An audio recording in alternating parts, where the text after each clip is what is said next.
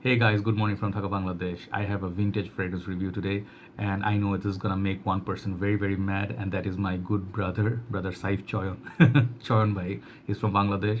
He's one of the persons who actually told me about this fragrance, and he actually collects a lot of vintage, hard to find formulation, and he's extremely proud of it because he does research. He waits for his fragrance. I never seen anybody that patient that can wait for 40, 50, 60 days for a fragrance to ship from all the way from States or UK to his doorsteps. So kudos to Saif Charan Bhai.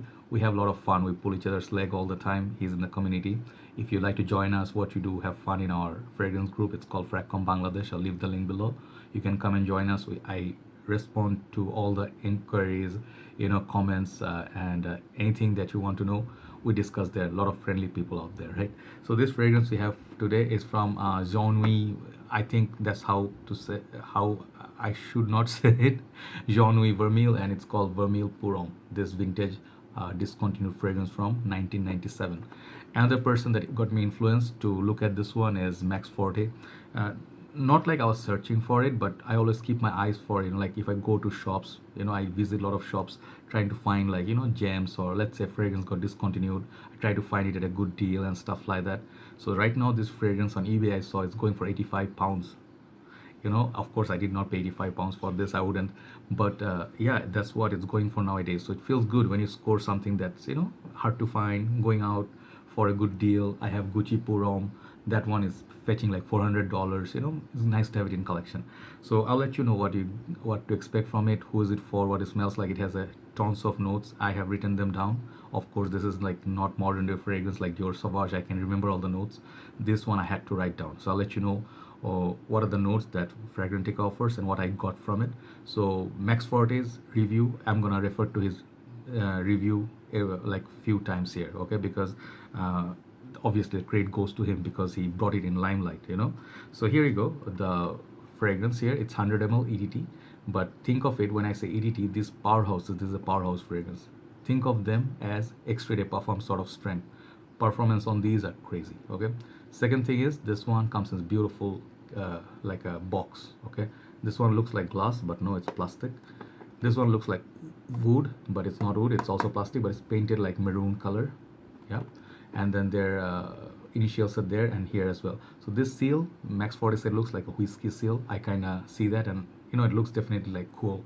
And the seal reminds me sort of like 90s movies, like vampire movies, Vampire in Brooklyn by Eddie Murphy, or like Bram Stoker's Dracula, like those films. They used to send documents with the seal and stuff on the documents. It something like a vintage feel, okay? So at the bottom you have a sticker. It says made in Paris, France, and inside the box the bottle stays like that, okay? So the bottle looks really, really cool, awesome looking bottle. It looks a lot awesome, but when you hold it, it's not that heavy.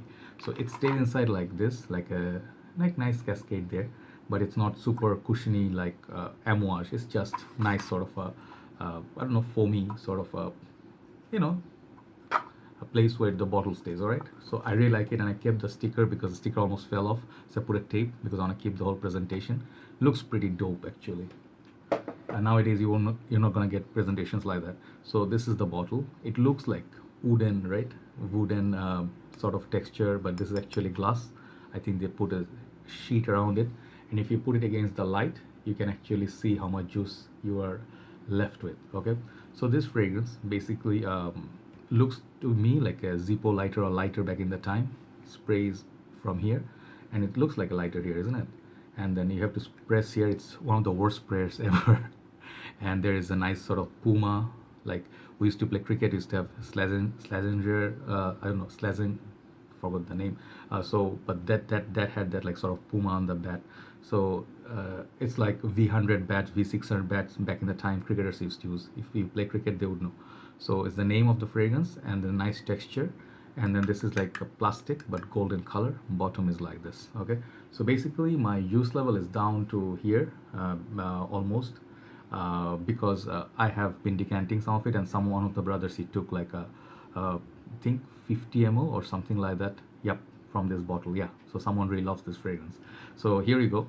I have it in my hand for sometimes. The spray, let me show you. It sprays like this. Let me show you. Okay, smells small burst, and then sometimes it gets stuck.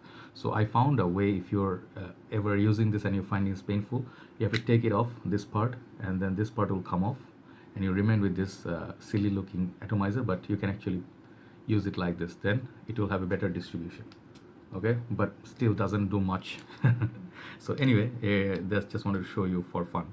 You can take out the top, but at your own risk. So yep. Okay, so the fragrance, it was released in 1997. That is the year I left Bangladesh for Malaysia, like a long time ago, and I stayed there for 19 years. So yeah, the release year. Okay, so as I told you, the price right now, if you find it at a good deal, if you look around the shops, you might score it for very cheap, like 25-30 pounds. But if you're looking eBay, it's going to cost you 85 pounds. The top, this fragrance has notes like bergamot, mandarin orange, blackcurrant, galbanum. Okay, sorry. And then the heart, you get carnation, geranium, jasmine, lily of the valley, freesia, violet leaf, ylang ylang, rose, coriander, and tobacco. That is something added from Max Forti's channel, and I really believe there is a tobacco note in there. I'll tell you in a bit. At the base, you get patchouli, vetiver, cedar, oak moss, and musk. So this fragrance will remind you a lot of powerhouses that like Kuros, Ted Lapidus. Let me tell you some of the names like Opium Purum, Pakuraban Purum, Azaro Purum, Bogart fragrances. Okay, Antaeus by Chanel. This fragrances like has a little bit old school feel to the fragrance, because there is a reason. You know why? Because these fragrances back in the time had huge potency, and this one has that oak mossy backbone. So if you're looking for oak moss heavy fragrance, something like in the original formulation of, let's say, some of them like Kuros back then, Ted Lapidus back then, they used to have potency like crazy. Even Kuros nowadays also has great potency. So back in the time, fragrances were made such a way, you just have to wear it one time, and that will last you whole day. So that is the beauty of this powerhouse. Like I would give credit to not Ted Lapidus, I would give credit to Fragrance Matt. Okay, I'll give credit to Lex Ellis, my other friend Matt Conkes from USA. So these guys are powerhouse kings. They are the one who talk about powerhouse. I think Lex Ellis reviewed this. I have to check out his review. So basically, this is for a man. This is for a man, grown-up man, 35, 40 plus. I think that their nose gonna be really digging this fragrance, because this is really bold, gutsy.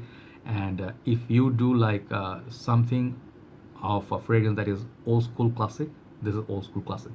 To young people, like let's say 20s or school or college goers, they will definitely say this is dated now, because to their nose it's more of modern, sweet, or citrusy, ambroxan sort of thing. This is totally opposite direction of those.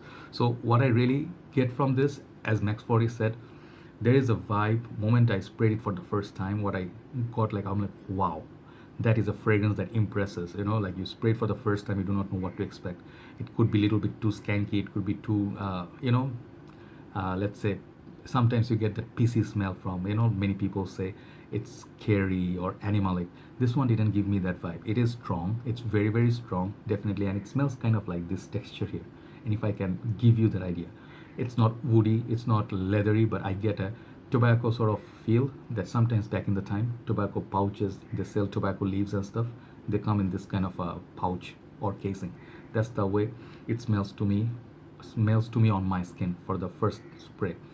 And it's really beautiful. And the citruses they mentioned here, the bergamot, mandarin orange, and the fruity notes of blackcurrant. It's not like Aventus or Versace citruses. Okay, this is old school sort of citrus. If you like old school, you're gonna absolutely love this fragrance.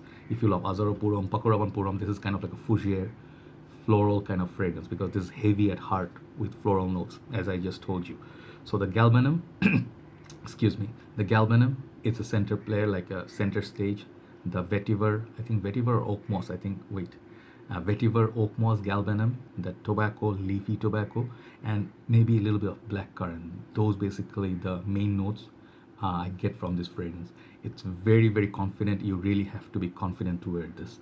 If you wear this and you're like kind of like, hey, I'm not sure, you have that voice, people be like, oh, wrong fragrance on a wrong dude. Okay, you have to be like, masculine. You have to have that, like when you wear Kuros, grows hair on your chest. So it's kind of like you can say almost it's like a bragging rights when you wear this fragrance. There's a very manly Baywatch sort of time, you know, like David Hasselhoff, Tom Selleck, those guys. Some of you do not know who they are. Even like George Clooney, those dudes would be wearing this kind of fragrance. Okay, so it definitely reminds me of good times of 90s. It's kind of like not really honey tobacco, but if you know Pure Heaven, think of this like a vintage Pure Heaven sort of feel. That's just my opinion. I'm pretty sure people, so many of you will disagree. Someone already said there's no tobacco in this, I think Brother Vishal Singh, but I do pick up the leafy tobacco on my skin. So Pure Heaven is a lot more modern, a lot more sweet and crowd pleaser sort of, but think of this as a big brother or father of Pure Heaven. That's how I say it. But there is like less honey, but more tobacco. There's no cherry in this, to my nose, but this one has the cherry honey tobacco feel.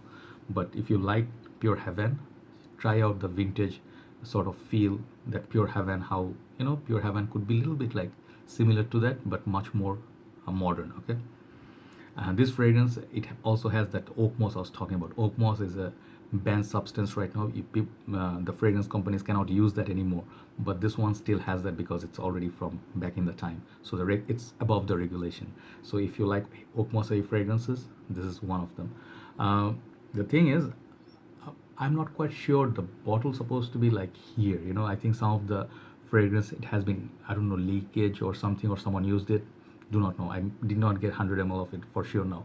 Okay, because it's supposed to be here and it's now here.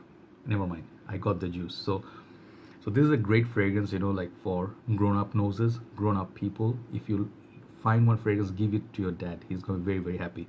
If you also like Polo Safari, yeah, same era, same sort of feel. Okay, so overall longevity and projection, this is great. This is 10. No need to say. It's perfect. If you want to wear a fragrance for the whole day, 7-8 hours, it's gonna last and project as well. So longevity and projection, beast mode, no problem.